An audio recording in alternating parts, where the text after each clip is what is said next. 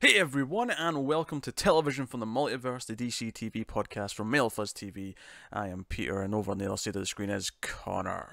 Yes, it is. I put a lot of emphasis onto that. I was going to say More than oomph, usual. and then I Yeah. changed to emphasis. I almost said emphasis. I almost wish I did. Emphasis. You can't even say it on purpose now. I know, but it does sound good. You can only do it by accident. That's the way it works. Yeah. So what we did on this show, we have this weird week where we have one show back from the CW, which is The Flash. We also, of course, have 3 more episodes of Young Justice. That's the main events of the week. We'll do those 2 first. And then because that's all we've got, we'll still do a full slate of archive stuff. So we're doing another episode of 90s Flash, we're doing an episode of Gotham, and we're doing an episode of Batman the Animated Series. Next week, all the CW shows are back, barring, of course, Legends. We'll only have 5 shows instead of 6, but that's okay. That used to be the normal amount. It's just that this past half a year has been a bit more meaty. Hectic. Yes. So that's the plan. We're actually on a bit of a tight schedule for this one, so if there is any news, we will not be talking about it. Although I did have a quick glance, it didn't seem like there was any, so I don't think we're actually leaving anything out. But No, I think the only thing we have to say is last week we talked about Arrow. yes, and one of our viewers, William, pointed out that he couldn't find any evidence of this hiatus that we'd read. Now we went back and checked our source from Newsarama, which is typically a trustworthy place, especially for comic book stuff. And it still said what it said. We read it accurately. It clearly implied there was a hiatus, calling even the episode in April a mid-season return. Which is not unusual, because I know Fox has been doing that the last few years, where they'll have the show come back in January, do 3 or 4 episodes, and they call that the winter return, and then they come back in April and call it the mid-season return. Yeah, I didn't know that, but so there's precedent. Yeah. And then, of course, there's precedent on the CW because of Supergirl last year. Yeah, that's why I didn't question it. But admittedly, looking for other sources, looking at Deadline, looking at all these other places, all those articles which had the CW reveals dates things, they all mentioned Arrow moving time slot in April, but none of them mentioned it being off before then. Any more than it normally is for the week or 2. Yeah, I think they said it's off for like a 2 or 3 week break while something moves into its slot. Which is normal. It's whatever. Is it Black Lightning? No, it's not Black Lightning, is it? No, Black Lightning will be finished by then. I'll be finished. Yeah, Arrow's moving to the 9 o'clock slot, and Legends slot. Legends is coming in at the earlier slot. Yes, because they want something after Flash on a Tuesday. That's what it is. Yeah. I can't remember what it is, but something's going after Flash because they want Flash to lead into. iZombie probably. That's usually its slot. It usually is, but I don't know if it will be this year because if it's something new that they want to give that slot to, they did announce this. We could have just checked. We could have, but we're on a relative state schedule. I was willing to move on, but Connor's looking things up. I am, because this is going to annoy me now. I'm looking. It's not a show we're covering, which is why I didn't really care that much. But I know, but I feel like we've gone too far into it. So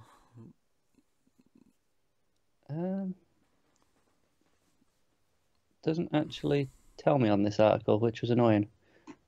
Oh, here it is. No, they're just leaving Roswell, New Mexico in that slot. Oh, okay.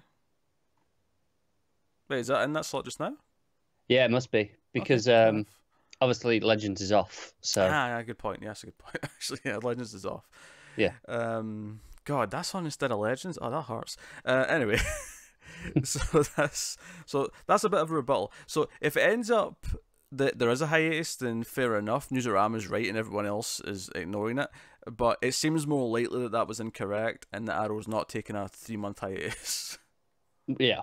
Yeah. So yeah, but hey, we'll go to the shows. We have 3 episodes of Young Justice to start with. Hell yeah, we do. Episodes 4, 5, and 6 of season 3. They're called Private Security, Away Mission, and Rescue Op. Unlike last week, though, I think these are a bit more separate. We can kind of maybe tackle them one by one.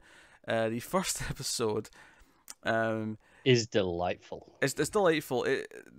Because it starts off and it sounds like there's a bit of a joke at the start where everyone's looking for Dick because they've all been saddled with like a refugee from Markovia. Yeah, he's just nowhere to be found. Connor and McGann have got what's his face, Geoforce. Yeah. Brion. Brion. There you go. That's it. And then you've got we're calling her Halo, the girl with who came back to life with the powers. She's saddled with Will and Artemis. who are living together but in separate bedrooms. They're not like a couple. They're just rooming basically. And then you've got the Doctor who's stuck with Black Lightning. So they're all like, "Where's Dick?" Right, and that's basically how we start the episode. But he ends up going to Will with the other Harpers. Yes. I was actually confused for all of the Harpers. I was confused for a second as to who the third one was until I remembered that Guardian was also a Harper. I was like, "Oh, that's who the third one is." Okay. Yeah. Right. Yeah. I'm on board. I'm on board. So many Roys. And I was like, okay, right, so fun. But he says, like, okay, I want you to help with this mission. There's a cell of these, kidnappers in the city. Let's do it tonight. Like old time's sake. Come on, Will. And he's like, okay, but you have to do a thing for me first because basically Will's running a security firm called Arrowhead Security. No, it's Bowhunters. Bowhunters. There you go. Hey, I took a stab. Yeah, no, I only remember because the best line of the week in any show is to do with that title. Okay, all right.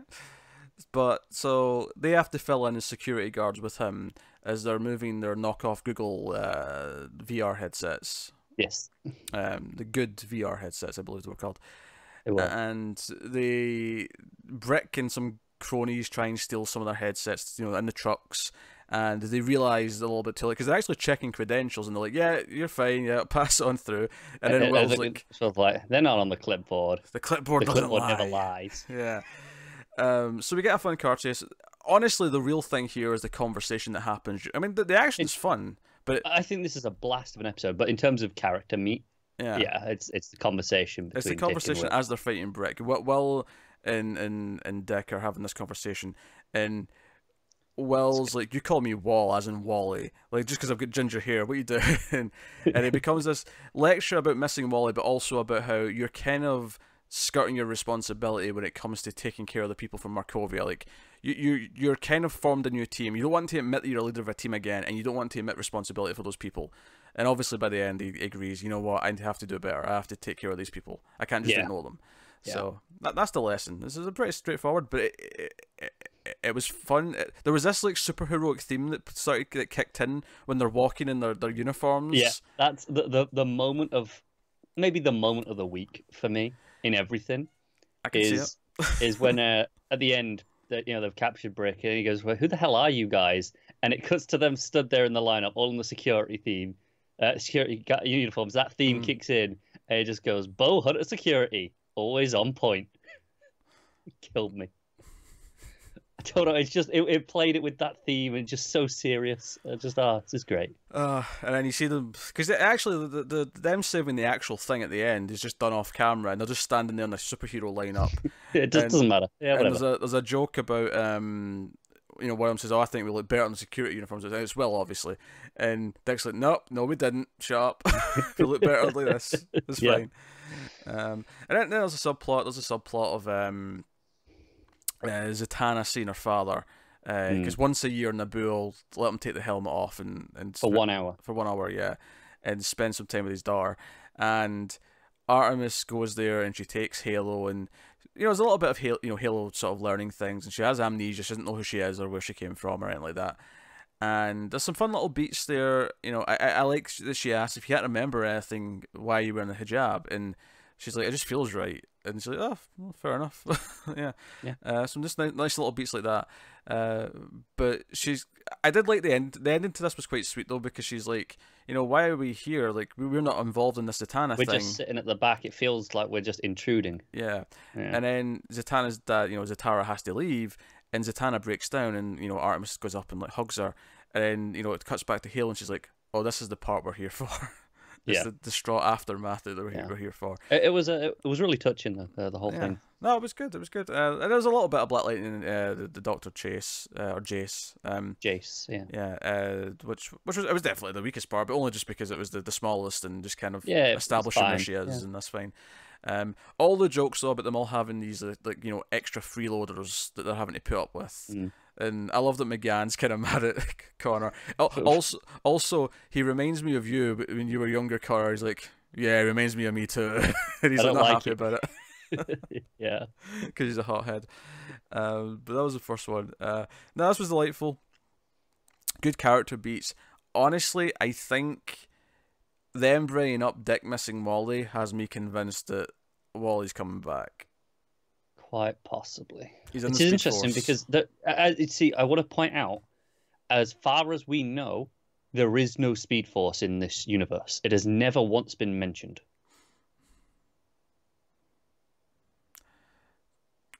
Neither's wind, but you know what? Wind's there. Fine.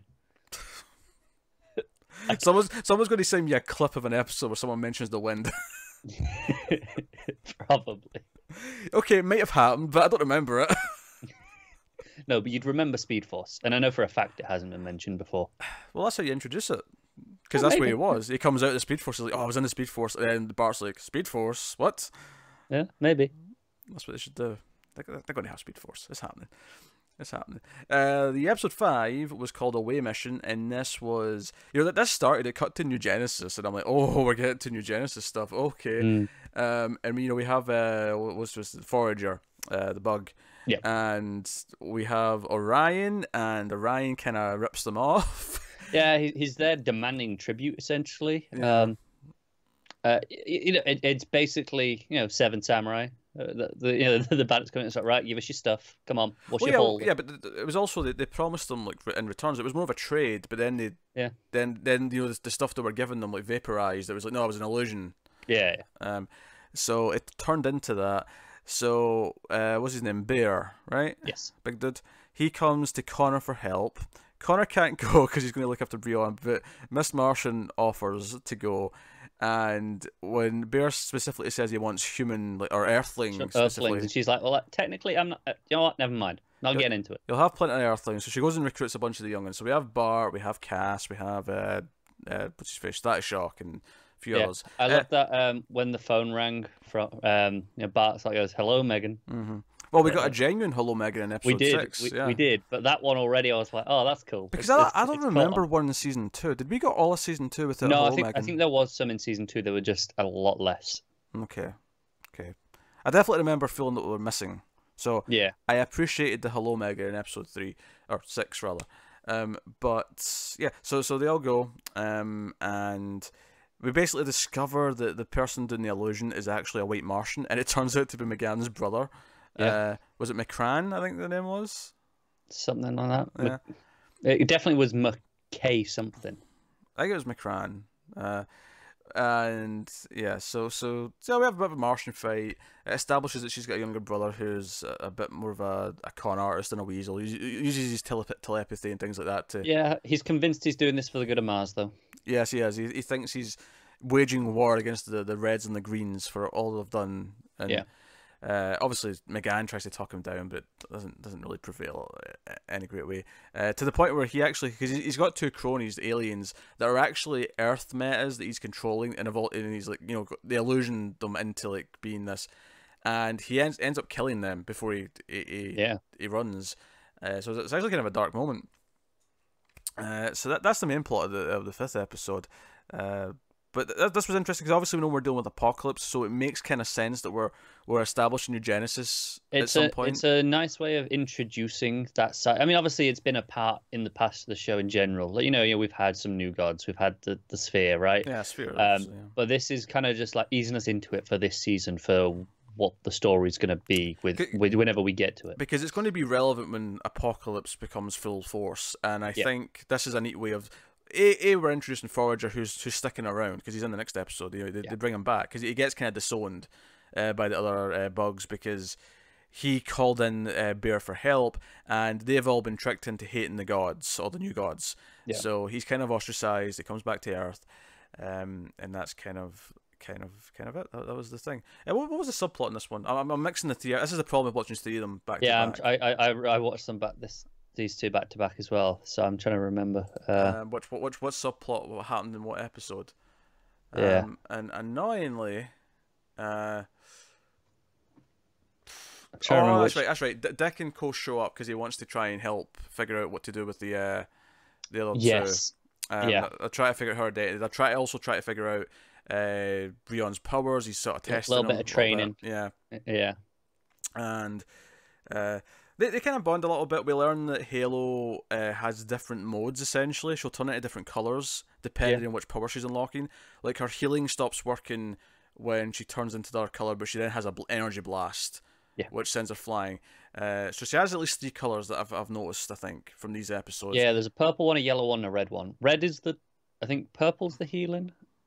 I thought one was green. Maybe I'm just assuming that, though, because of Green Lanterns. I remember a purple one. It's Violet, because it's called Violet because of it. Yeah. Red, I feel like that was the one that she used when she blocked the stuff. Yeah, yellow's the healing one. Is yellow the healing one? Okay. Yeah, I think it is.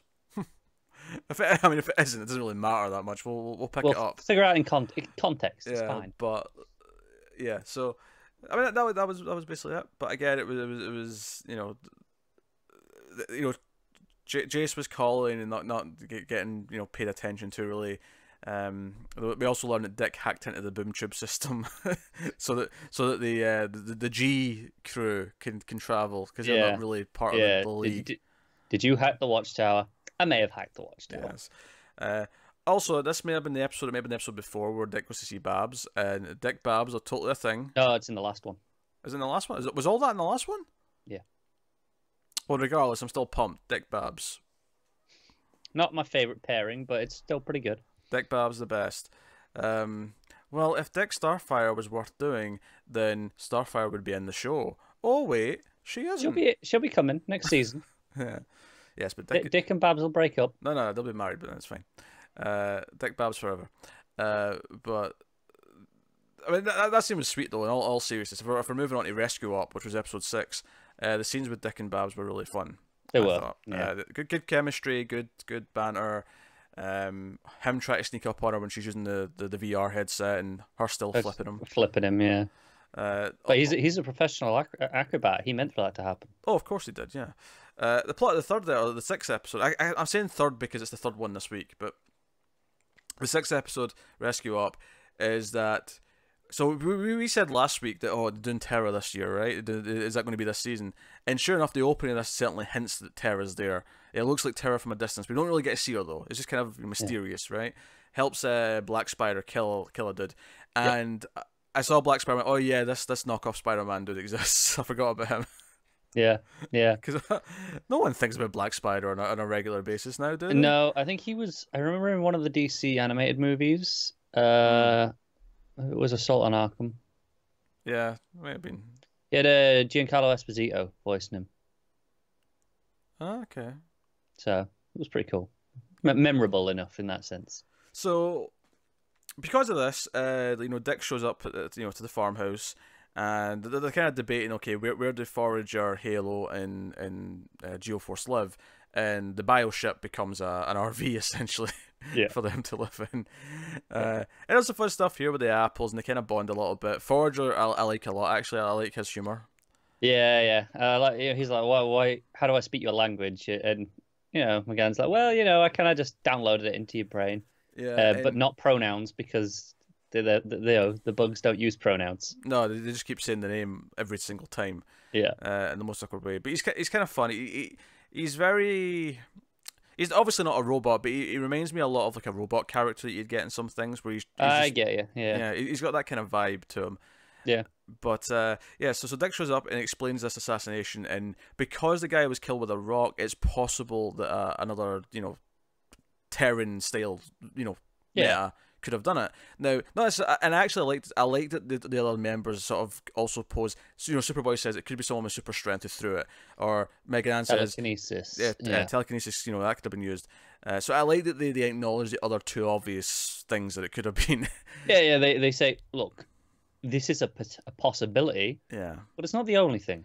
But of course, Breon, being a bit of a hot-headed dick, ends up convincing the other two, and they kind of become their own little sub-team. Yeah. Even by the end, when they've like bonded with the main team again, they're like, no, we don't want to be part of your team. We want to be like on the outside, and title of the season kind of thing. And Dick's like, that's fine, we can work with that. But so he steals the ship, and the ship kind of agrees to go essentially. Or not the ship, sorry, it's Super Psycho. It's Sphere, yeah.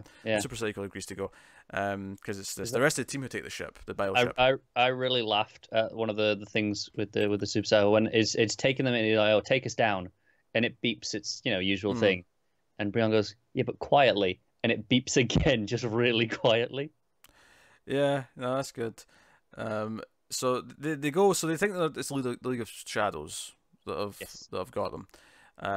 And they go there, go to the island, and of course they almost immediately end up in a fight, and kind of get their asses kicked. There's some really fun stuff in the action here, though, both in this fight and then afterwards when the main team come to rescue them. I especially liked when Bug and Sphere were like double teamed, because Bug can roll up into a ball. Yeah. So at one point they kind of like double bash someone. I'm like, oh, that was kind of fun. Like they're playing with this. And you got Black Lightning doing his thing. You got you know how last week we said this doesn't feel like it's for kids anymore. Oh yeah, are we talking about the next snap here? Because that was dark as shit. Yeah, and it's not even like it cuts away. You just watch it. Yeah. See, here's the thing. We know she can come back. We know. Yeah, we know it's happening, but still, like they usually cut away. Yeah, we know that's her ability.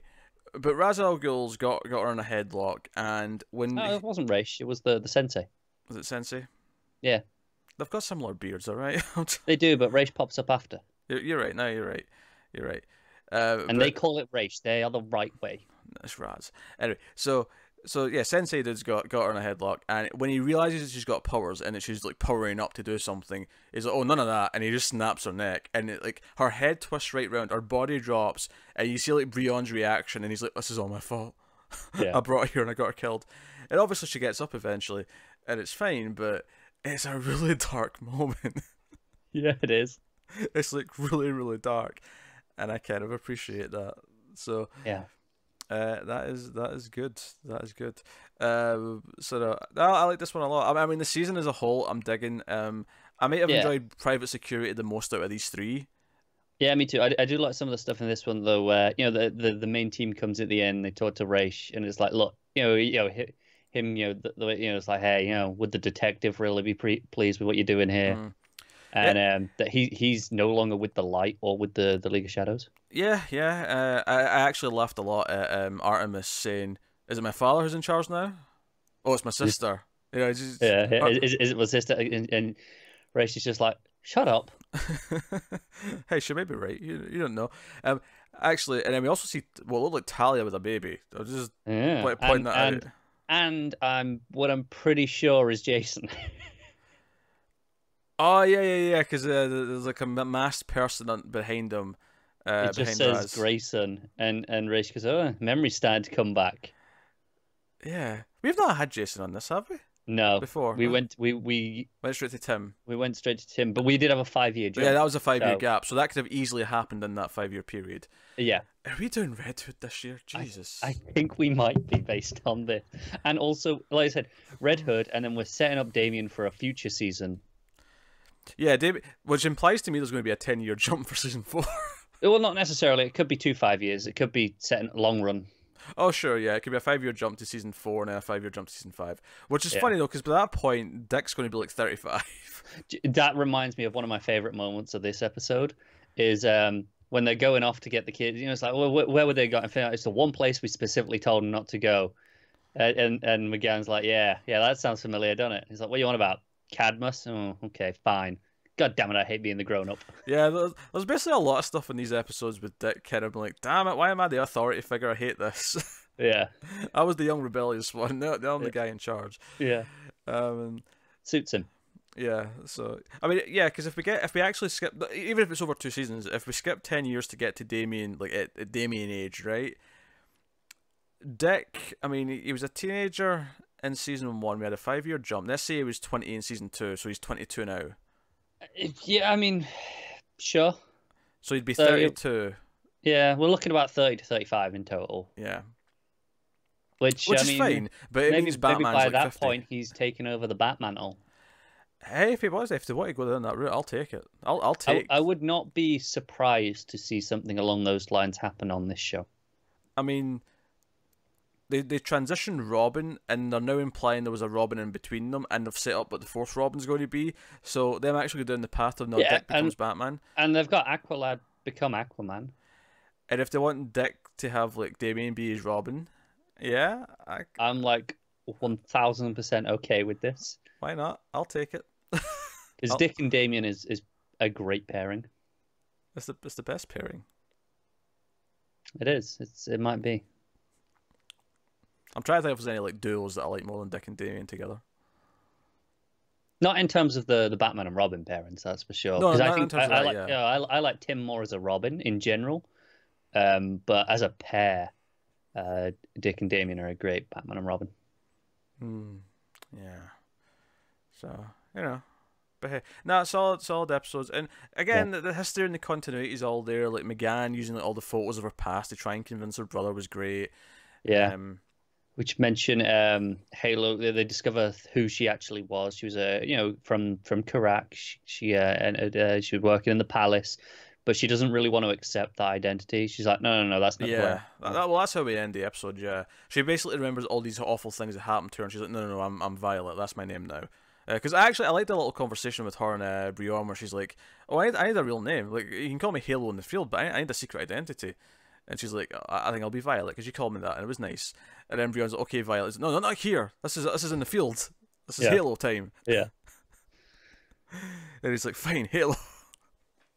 Now, the new characters are growing on me. Obviously, like, Halo, as far as I know, is completely new. Obviously, Geoforce and... Yeah, I'm not sure about Halo, actually. I'm going to... Because I assume she's not. Obviously, Bug and Geoforce aren't new characters, but they're new to the show. And they're not, like, characters I know a ton about. Like... No, she's been around. Halo was in the 80s. Okay. I'm not surprised it's a deep pull that we just don't know, because the show has done that a few times. Yeah, she was created in Brave and the Bold, showed up in some other stuff. She was on The Outsiders at one point. You know, presumably during that original run, which neither of us have ever read. That's interesting. Well, deep pull, fair enough. Yeah. Making us learn about some part of DC. It tells me what her powers colours are. Okay. There's 7, because it's all the rainbow colours. Yeah. Violet is the healing one. So, you know, just, okay. There's some others that we'll get. I don't want to mention them just for the sake of spoilers. You know, when they show up, they'll show up. But it's cool. All right, so we'll move on then to the other new thing we've got. The Flash came back this week. It's season 5, episode 10. It's called The Flash and the Furious. Such a great title. Oh, dear. So plot of this one is that we have what was it? Oh, Silver Ghost, I think it was. Silver Ghost. Who has it's basically a car key that was infused. Yeah, it's one of the electronic fob ones. The beeper. Yeah. Yeah. And she uses that to like steal cars and shit. And she ends up like Barry tries to phase through the car she's stolen, but because it's like full of dark matter, it messes him up and he can't stop vibrating. Or sorry, most specifically, he can't stop phasing. I did crack a joke saying, well, that's good news for Iris, but he's going to fall through the earth to his death. The only thing stopping him is that Nora's kind of counter-phasing him to kind of keep him afloat. They have this really convoluted thing where they think, oh, we have to get the cell from the pipeline underneath the floor so that you can phase into that. Yeah, it's just, well, you know, it's right under here, so if you just stand in the right place, you'll drop into it. But here's the thing.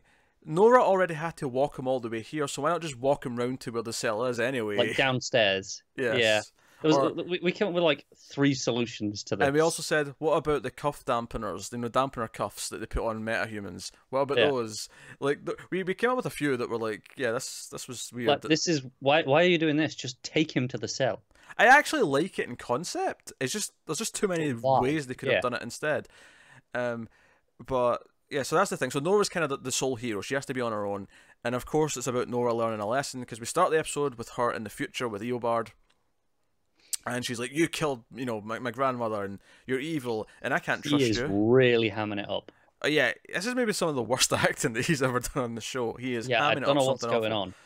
But she basically doesn't want to trust them, and then the episode becomes about her like wanting to like punish Weather Witch, because the other part of the plot in the episode is that Cecile's, you know, back in town. She's back to being DA Cecile Horton. Not Joe, though. In fact, there's a whole 30-second conversation trying to justify why she's back, but not Joe. And then where Ralph is. Yeah, who I'm assuming is just missing for a random episode. Yeah, that happens, but it was weird because we had like half a scene dedicated to going, oh, all these people are gone because of reasons.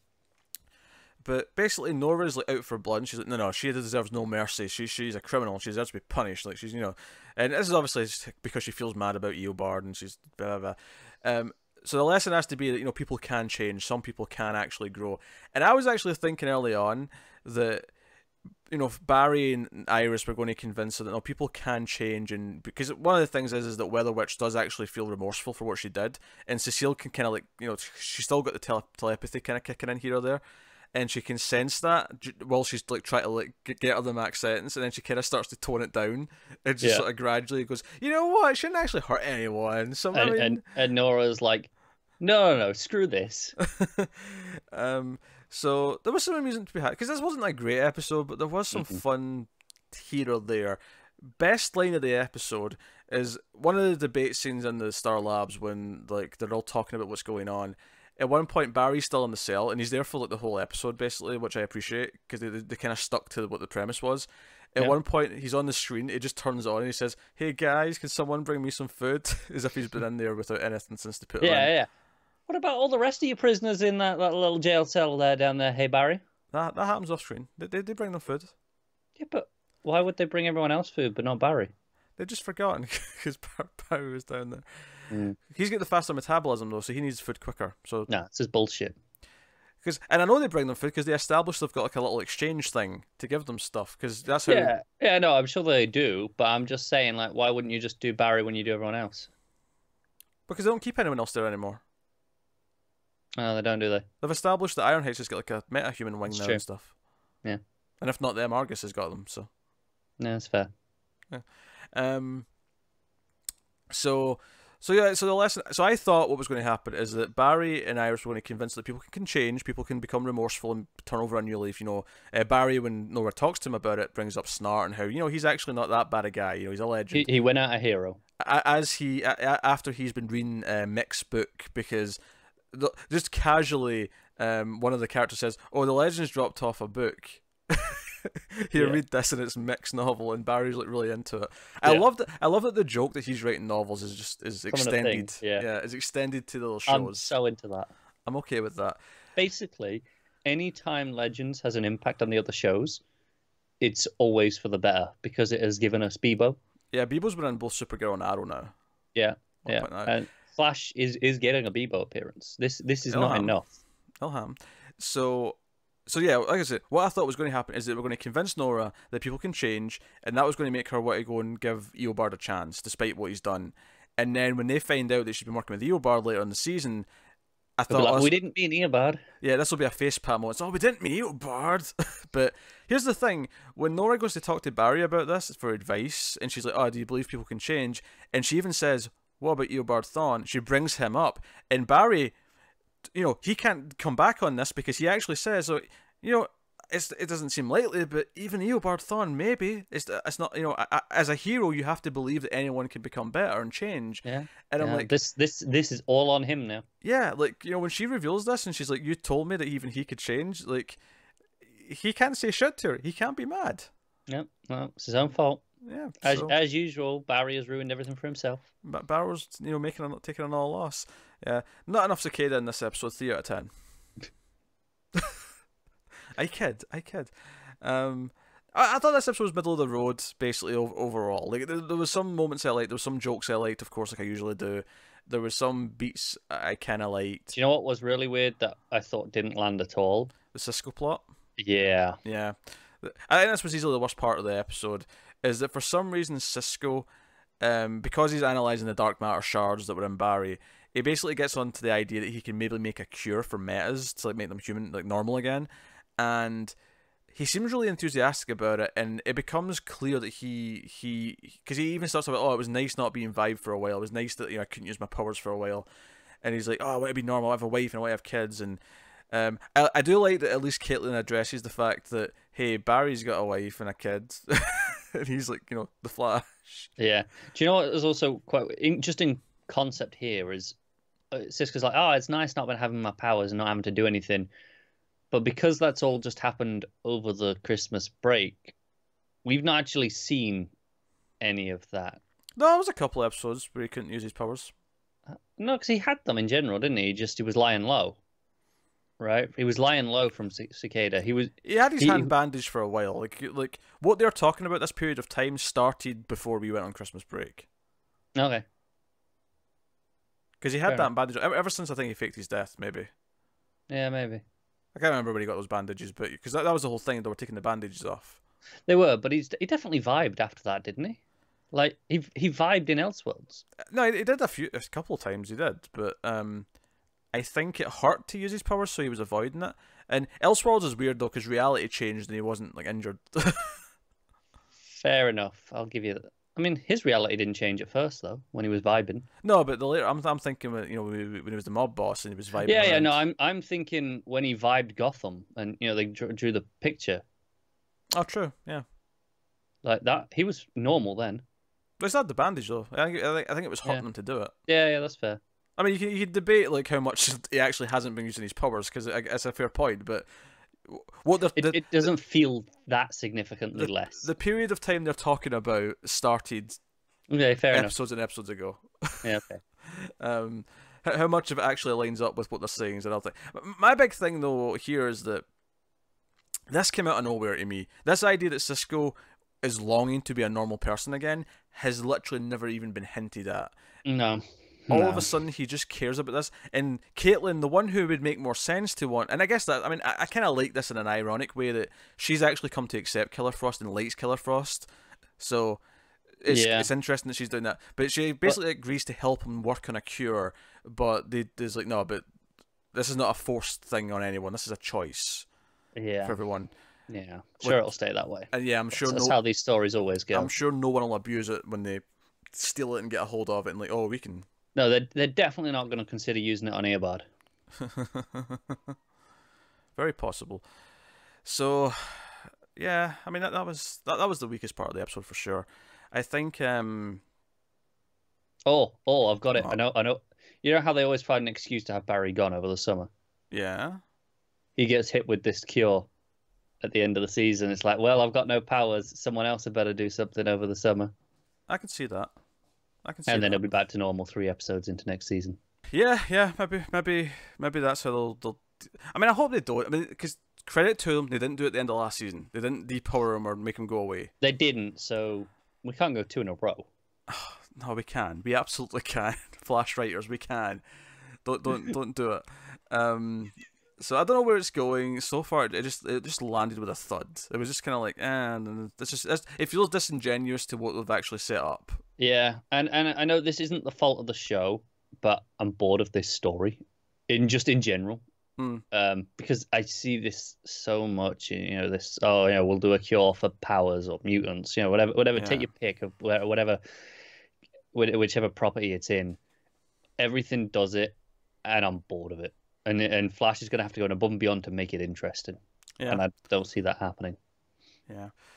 So yeah, Weather Witch actually did kind of turn over a new leaf and wanted to be turned in, and eventually she had to save Nora because Silver Ghost is going to like ram the because this, by the way, they steal a car from Argus that has invisibility and it has like rockets and it has all these things. Yes, but all the powers are controlled by emojis.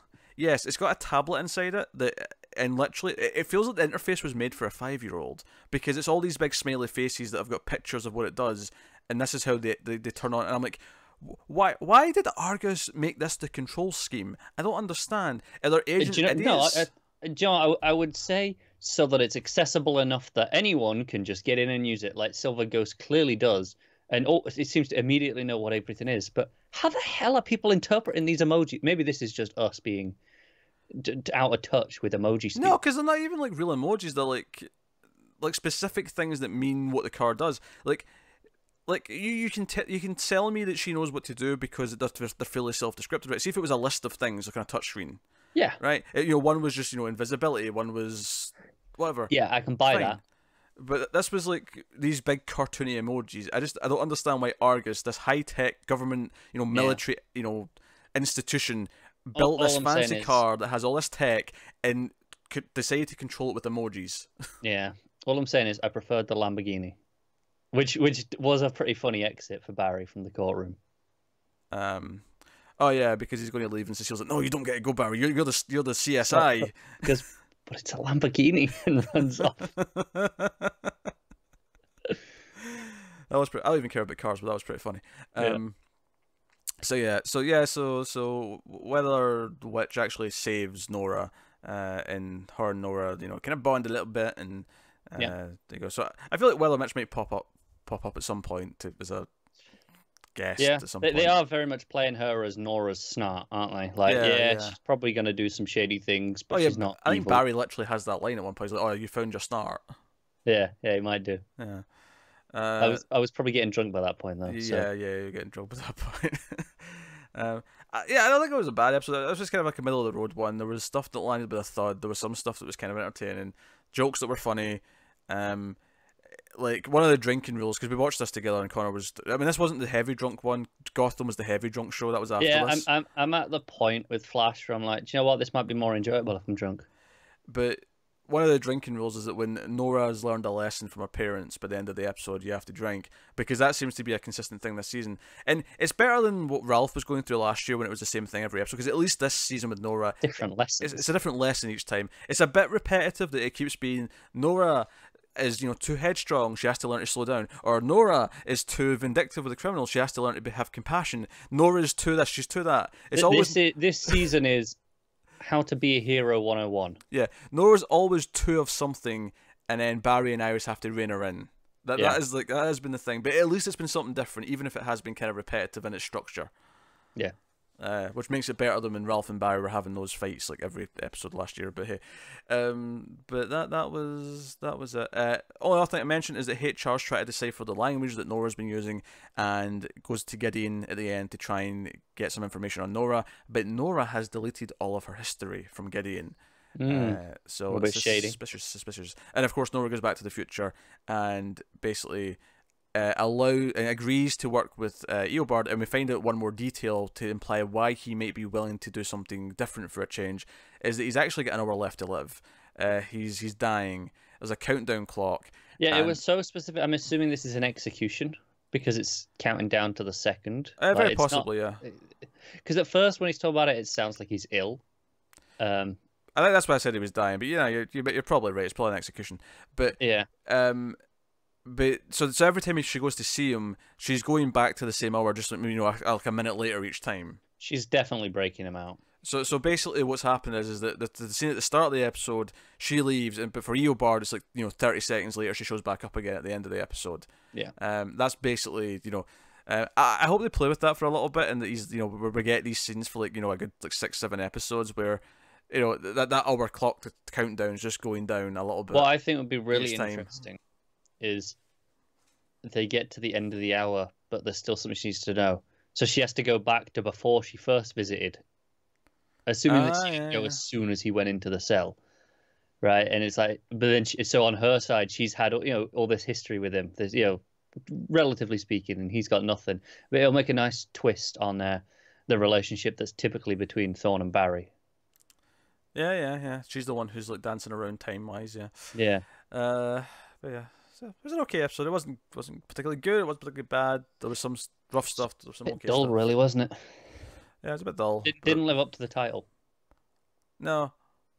I feel like this was kind of a standard Flash episode, and there was enough stuff that I liked that I'm not too miserable. Yeah, that's fair. It's kind of where I'm at. But that'll take us on to another Flash show, The Flash from the 1990s. It's episode 4 of season 1. It's called Honor Among Thieves. And I actually thought for like a minute that they were doing the Rogues at the start, because it was like a team of people, and like one of them had like a pyromaniac kind of thing going. But it was just a bunch of no names. Yeah. So, most important thing about this is that Dick Tremaine from Twin Peaks was the main villain in this episode. Which was making me giggle endlessly when I realised it was him. So you have all these villains. They're here to steal this priceless mask from the Central City Museum. And it turns out to be like a big con job, because they're wanting the police to focus all their efforts on protecting that so they can just rob everywhere else. But that turns out to be a double con job from the leader, because he wants all the other people to get arrested. Whilst the police scatter to arrest all them, he swoops in and takes the actual mask that were after in the first place. With the help of a certain Miss Wayne. With someone whose last name is Wayne, just randomly. I'm assuming in this world, the Waynes never got killed, and this is actually a younger sister. Sure. Celia Wayne, I believe her name was. I'm going to dispute that, just on the grounds that why would she need the money from this mask? Why would she have to steal anything? Should be filthy rich already? For the thrill of it. Sure. She's actually working for the museum, and it's actually a twist that she's like working with the bad guy about halfway through. Yeah, and we get a new father figure for Barry because apparently Henry Allen's kind of shitty. Yeah. Joe, I oddly did kind of like Tina's like. Joe, one thing I don't really like about this show so far is I kind of hate that the supporting cast are kind of relegated to 1 or 2 scenes each per episode, where they feel like they're still so separate from the main plot. They're just kind of there for like the one scene where Barry goes to see them. But he goes to see Tina. I actually kind of liked her logic that Barry ended up with a career that kind of pleased both father figures in a weird way, because or it's a mix of both, because one was an archaeologist and one was a cop. And what is a CSI if not a mix of a cop and an archaeologist? And I went, you know what? I'll give you that one. That's actually kind of inspired. It kind of is. Yeah. Do you know, I didn't get the idea that Henry was that much of a dick in that first episode. Oh, did I? I feel like that's a retcon. They've just decided that this episode for the plot. Yeah. Just 4 episodes in. Do you know what? We were wrong. Yeah. Obviously, by the end, though, Flash like catches all the bad guys, and he actually does some bow and arrow action at one point where he traps Dick Tremaine behind a curtain. But Barry's nephew, who's still canon, he's still got a nephew, ends up being the new young excited kid to go to the museum at the end, and that's kind of the big happy. Because the museum's been revitalized. Hurrah! Yeah. I don't know if they've maybe they did mention it in the pilot about his metabolism and having to eat more, but they certainly kept it, because at one point his briefcase gets like hit open, and it's like just tons and tons of like chocolate and stuff like that. Yeah, I don't recall it being mentioned, but it's there. It's there. Yeah, it's there in some capacity. The running joke of Julio trying to set him up with Sabrina's friends continues. I'm starting to get the feeling. I mean, we did see Sabrina briefly in that episode, but she's starting to feel like Maris from Frasier, where she's always mentioned, but we very, never really see her. Yeah, I get it. I'm getting those vibes. Yeah. I mean, did you enjoy the episode? Were you into it? It's kind of alright, isn't it? It's kind of dull for a lot of it. It's probably the back last 10 minutes or so is pretty fun. Yeah, because the one guy tries to leave the agreement, one of the robbers, and they actually kill him and leave him for bait for the Flash with a bomb strapped to him. Yeah, once all that stuff's going down, I think it's kind of fun. I think a lot of the plot premise is kind of really dull. Yeah, the premise is kind of dull. The father figure thing is kind of dull. Yeah. I feel like it may be the best one yet, just because it kind of lent itself to more. Because I did like the introduction to all the villains at the start. Like, you see when they were all arriving at the place, and then the guy had a bit of style to it, I suppose. Yeah, the guy who was taking the photos ended up getting like killed. Right at the end of it. Yeah. I like how because this is before, of course, there was a cloud, or they could just upload photos, right? I like how the guy kills the photographer who's been taking photos of all the bad guys, because he's spying on them. And we're like, oh, guess nothing happened with them then. And then, it cuts to the briefing the next day at the police station. He's like, oh, the officer who took these photos died getting these. And I'm like, wait, the bad guy didn't take the camera or destroy the film? What? Yeah, I'm not entirely sure. What was the point of killing him then if you weren't going to take the camera and destroy the evidence that he got? Yeah, it was weird. I don't know. I'm confused as to how. What kind of idiot? I feel like I remember dialogue about it being sent, like transferred to them. But this is 1990. Yeah, no, I agree. Like, how are they doing that? But I feel like that's what I remember the dialogue being. But I didn't care enough to go back and double check. Yeah, the portable fax machine. They got dot matrix printouts, and then they had to reconstruct them out of photographs. Sure. Yeah.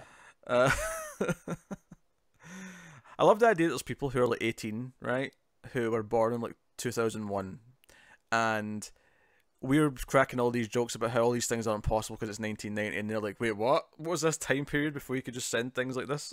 Yeah. I saw Joe Rogers saw a picture on Facebook going, hey, remember when you had to carry around an iPod separately to have it a phone?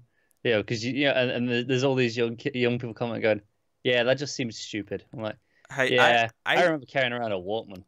As do I. I actually carried around an iPod a lot longer than most people because I like my iPod. Yeah, me too, until mine died. Yeah, same with me. Because it was much bigger file size wise, or storage wise. Yeah, because I had the classic, like the 160 gig or something like that, compared to like the 8 or 16 you typically got on phones at the time. I had an 8 first. I had the Nano first, and then I bought a Classic because I was like, yeah, this 11 gig's not doing it anymore. Yeah, no, I had a Classic, and it was stacked full, and it was fantastic until the day it died. No, admittedly, now you just get an SD card for your phone, and you off you go. But my phone has like 120 gig built in. Like, what the hell? I mean, I've never had a phone with that much data in it built in. Because when I got a new phone a few months ago, and I was like, oh, I'll need one with expandable storage, because obviously not all of them do. Yeah. And this one, it doesn't, but it has like 120 built in. I'm like, do you know what? That's going to be enough. That said, though, the downside is that you can't just, because the great thing about having all your music on a SD card, you can just swap it into the new phone. You don't have to like deal with it again. It's true. It's true. Yeah. But no, I've never had more than. I feel like every phone I've ever had has been like 8 or 10 gig at the most. Yeah, that's pretty standard. Which I think I had. You can get like 3264 is common as well. Yeah. Or it is now, but 128 this one is, and I was like, damn. Do you know what? I don't really feel like the need that I'll be missing out on that one. Yeah, I mean, I only bought like a 32 gig SD card, but that's enough for music purposes, really, which is really all it's for. Yeah.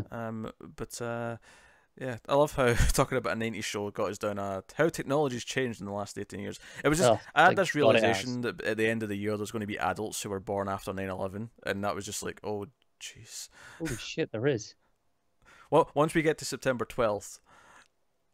There's going to be people who are hitting 18. Yeah. Which is terrifying. Yeah. Okay. And on that note, we should move on. We should move on, yeah. Clearly we were done talking about it. It was an okay episode. I did enjoy Modern Flash more. Modern Flash has... I feel like the one thing Modern Flash has, even when it's bad, is that it has the right kind of tone that a Flash show should have. Whereas... I think, on top of anything else, it has, like... team banter. Yeah, that's true. Which typically, even in the worst of episodes, there's some team banter that's enjoyable. Because the other thing as well is that whenever like Flash starts like having action on the 90s show, the Danny Elfman music kicks in. I feel like the tone feels off. It doesn't feel like it should. But hey, so that'll take us on to Gotham Season 1, Episode 4. The last one, of course, we'll do probably for a little while because obviously all the shows are coming back next week. This is called Arkham, and the plot of this one is that there's an assassin who has been hired to kill a councilman who is going to vote for presumably against reopening Arkham in some capacity. I don't think it was against or well, it kind of was. It was wider than that though. It was like because Arkham's in like the section of the city that's called Arkham City, right? Which obviously they took from the game. Yeah, and it's a huge section. It's the biggest section in the middle of the city. I'm like, well, this is the undeveloped section of the city. Is this big middle chunk? Yeah. Okay, fair enough. But it's about divvying up the land within that. And Maroni wants some of it. Falcone wants also Maroni has one of Falcone. Maroni has a councilman killed who was going to vote in favor of what Falcone wants. So then Falcone hires the same hitman to kill a councilman that was going to vote in the other way. Different methods though. Different methods. And basically Gordon's trying to figure this out, and it's like, okay, what do they benefit? And yeah, so they kind of track down the killer, and I mean, what does it say? What does it say? Sorry? Plot is light in this one. Plot is kind of light. There's some, like, you know, Riddler's overacting something awful for some reason.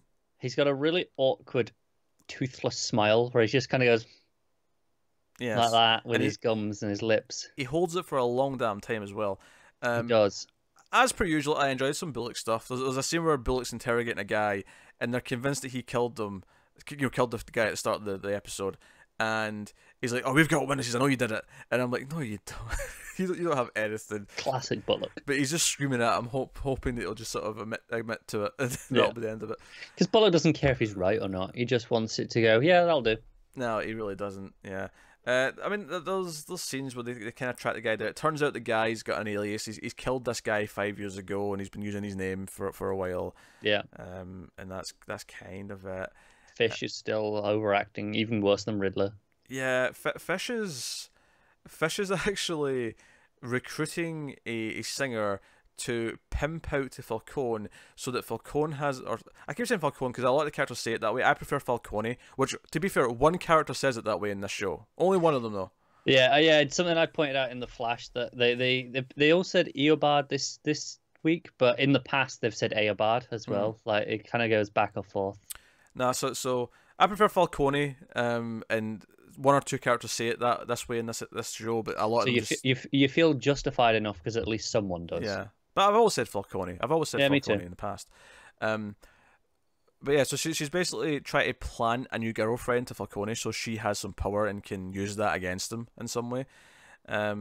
And she's like making the candidates like try and seduce her. It's kind of weird. And then there's like two favorites. She makes them fight. Yeah, one can sing, but one can seduce. Yeah, and she decided the seduction was more useful. Which, given that what you want to use her for, yeah. Yeah, but she does make them like fight basically to the death. Yeah, not to the death. She doesn't Well, make no, but the implication is, I mean, if you want to kill them, sure. not gonna stop you. Of course, Penguin's a more interesting plot because he's just a bit more wacky. He comes to see Gordon. Gordon's like, beating the shit out of him in the alley and Penguin actually Batman's out the scene. He disappears away from the scene. He does, like it's nothing. But he disappears, and Penguin basically we don't find out that he set this up till the end officially, but he pays some people to attack Maroni's restaurant under the guise that it's actually Falcone's men to steal some money. And he looks like a hero because he saves a couple of bags. He grabs some of the money and hides in the fridge. And he's kind of become a hero. And Maroni promotes him to manager of the restaurant. Yeah. And like, come on, let's go get him a nice suit. As you do. And Penguin poisons all the guys that he hired to steal the money. Which is fine. I mean, I'm enjoying. It's disappointing because it's no stabbing. It's not a stabbing, which we do prefer, but his kill count's still up. He's still killed someone every episode. This has been consistent. He's easily the most efficient.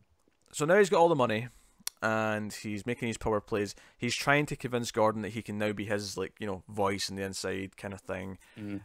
So Gordon's obviously very weary of him, but he might be forced into it.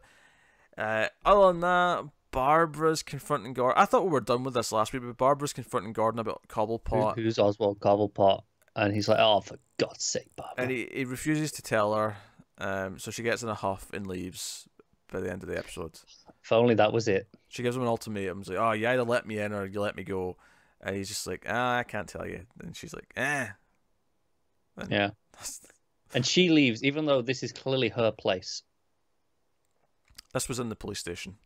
No, but like I'm assuming that she's going, right? She's like, I'm going. It's not like you're getting kicked out.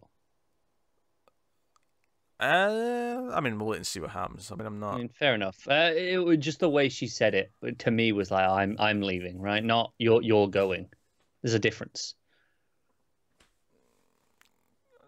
I didn't take it as literal as, but you're taking it. Okay, fair enough. Let me go was just out of the relationship. I didn't take it literally. She's going to leave the place. Well, yeah, out of the relationship. They're not going to still live together, are they? Well, no, but it's her place. Well, like you say, it's established. It is, yeah. But I mean, I don't know. Just the way it felt to me was just weird.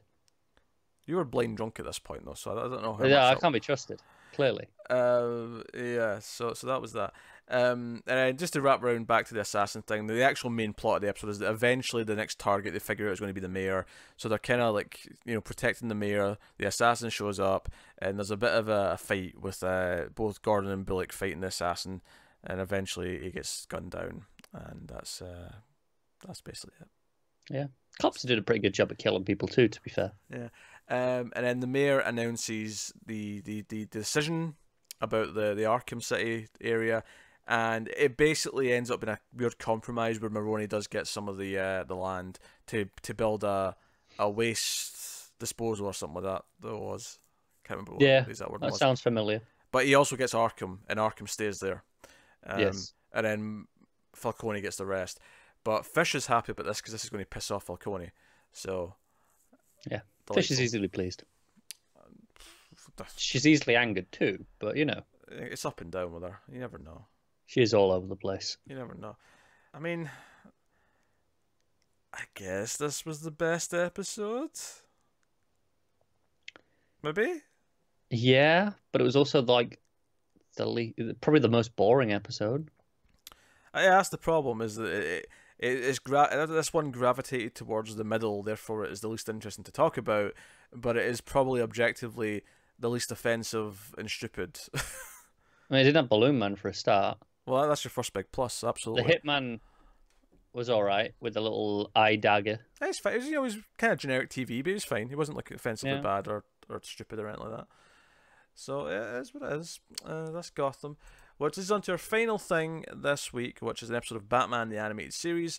It is called Pretty Poison, and it is our first Poison Ivy episode, in which she's actually dating Harvey Dent, who she poisons with the old kiss, as you do. Revenge.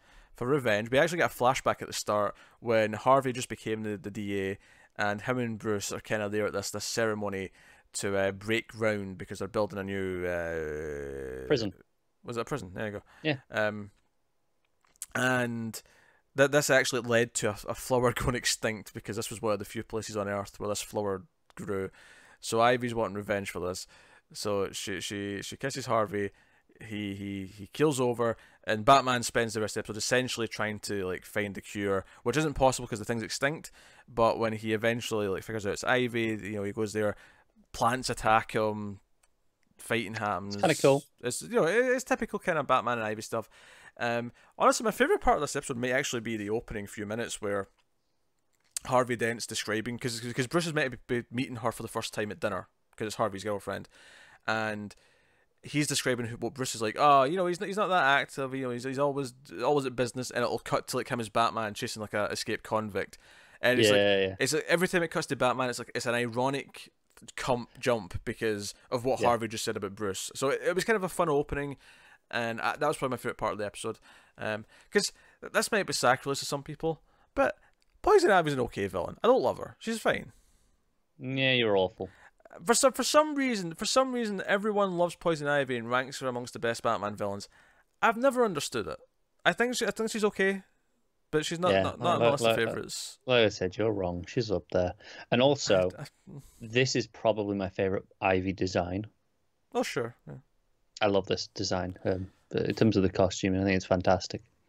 Yeah. So it's an okay episode. There's action and stuff. Do you know what I will say actually about the animation in this one in particular? Mm-hmm. Is I did feel like a couple of the wider shots when the characters were further away, the line work felt a bit, I don't know, thicker almost than usual.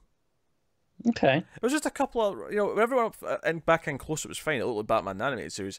There was just a couple of times where it was like Batman running, say at the start, like from a distance. Fair enough. I didn't feel I did feel it a touch during the opening section. Well, that was intentionally different though, because it was a flashback. Yeah, but it felt not just not as clean. It felt like the quality overall of it was a little bit lower. I guess part of doing a different style. It looked like they might have done that on white paper instead of on black. Yeah. I wonder if which is funny because one of the things you do to a flashback is you turn the whites up and you bleach it out a little bit. So the idea to let's just switch to white paper for the flashback is kind of funny to me. Yeah. Yeah. No, that's fair. No, it's not a big complaint. There was a couple of shots here or there where I went, oh, the animation feels a bit more simpler and like the line thickness seems a bit up. Oh, fair enough. Which is funny because obviously this is the 5th one produced, so you'd feel like if there was weird complaints like that, you'd think it'd been the first one or two as they work out their style and find their feet. But no, I get that. It could have been a time constraint. Yeah, it could have been. But yeah. So again, I like that this establishes Harvey's around. Harvey's the DA. He is who he is. Yeah. So that when we get to Two-Face, that it's Well, I say he's established already. It's not just here let's make him evil immediately. Yeah, there's time spent building up as a character beforehand. And this one even establishes that he's friends with Bruce, which means that it's going to have a bit more of an emotional impact when we do get to Two-Face. So that's good. Yeah, it was good. It was a good episode. Yeah. Good episode. Yeah, I don't know if I liked it as much as the last two though. I feel like the last two were kind of my peaks. So far. But last week was Joker. Yeah, Last Laugh, and the one before that was Nothing to Fear. Yeah, I think I like this more than the Joker one. But probably the Scarecrow one more. Hmm. Yeah. There you But that is the last show, which does mean that we're at the end here of the week. We're at the show. So next week we're back to kind of a normal-ish lineup, in that we have Supergirl back, we have Arrow back, we have Black Lightning back as well, of course, a new episode of Flash, and the next 3 episodes of Young Justice. So that'll be the whole thing. The archive material goes on hold. Yeah, we can properly pick favorites next. I mean, I could do it this way, I suppose, if you separate the Young Justices. I wouldn't know. Why wouldn't you? I mean, maybe this week, but I wouldn't next week. Oh, I would. I think it depends. Like if they're like last week where there were more of one big thing, sure. But this that's exactly why I don't want them to be like this flexible thing where sometimes it counts and sometimes it doesn't. Well, then I'd count them individually. I wouldn't. I feel like that's giving it a huge unfair boost. If it's got 3 completely different episodes to go. Do you know what? Those 3 stack up against everything else. That seems unfair to everything else.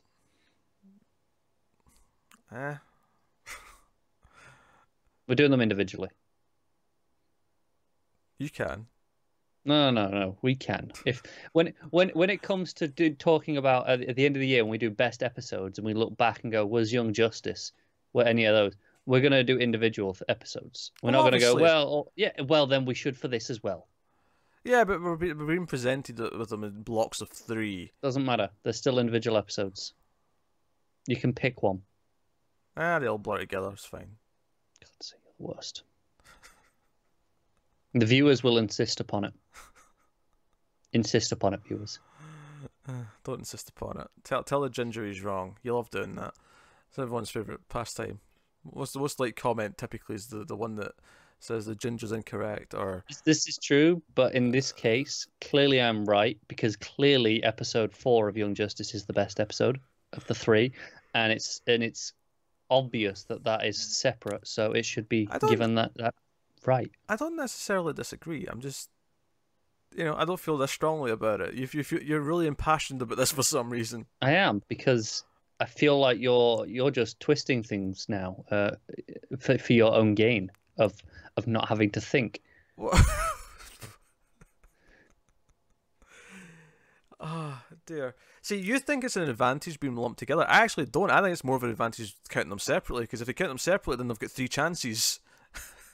You get 3 separate chances to be number 1. Yeah, but one has to be has to be better than everything else, and you could to say, oh no, that one episode, that 20 minutes is better than everything else. Whereas here you go, well, you got an hour. Like that whole hour is better than 40 minutes. Yeah, but to me, what you're saying now is that every week, or at least most weeks, it's probably going to be Young Justice's 1, 2, 3, and then 4th place will go to another show. Quite possibly, but I'd still rather rank them like that, and it's only for 2 more weeks. So, I feel weird because you pick a show at the end. You say, "Oh, what got it this week?" We do. I mean, obviously everything's always been only 1 episode anyway, but it's always been a case of, because I mean, Elseworlds I think we just counted as 1. Yeah, but that was different. Like I said, I would argue that last week I'd have let you do that, but typically it seems that it's going to be no. Here are 3 episodes that are just episodes, like this was. That was a difference for the opening. Elseworlds was like last week, whereas no, that was something different. Just you wait. Arrow's going to blow you away next week, and Arrow's it might do. Take the top spot. It could. Anyway, that is the end of the show. This is the end of Television from the Multiverse, episode 62, I believe this was. You can let us know what you thought of any of the shows that we talked about in the comments below. Like and subscribe, all that stuff. You can support us, of course, by going over to patreon.com/MaileFuzzTV. If you want to do that, you can go over there and support us for as little as $1 per month. You can also support us by buying merchandise, should you wish to do that. There'll be links in the description to the stores for both the UK and the US, and you can buy a bunch of different other logos on shirts and hoodies. And Is there a Television Multiverse stuff up there yet? There is not, but if people wish it, it can be done. It can be so. Because I felt we were putting this and Elsewhere up because it was so similar to comics from the Multiverse, which is definitely the flagship of the 3. Yeah, just by its nature of being the longest running. Yeah, but if people want TV from the Multiverse stuff, I could put it on there for sure. But yeah, so you can go have a look at that. That's a new thing we're doing, and I think that's us. So thank you very much for watching or listening. We always appreciate it. Keep watching your superhero TV shows. We'll have a full slate back next week, just not including Legends, which hurts, but that's okay. But we'll be back next week, so thank you once again. And always remember that sometimes we screw things up for the better.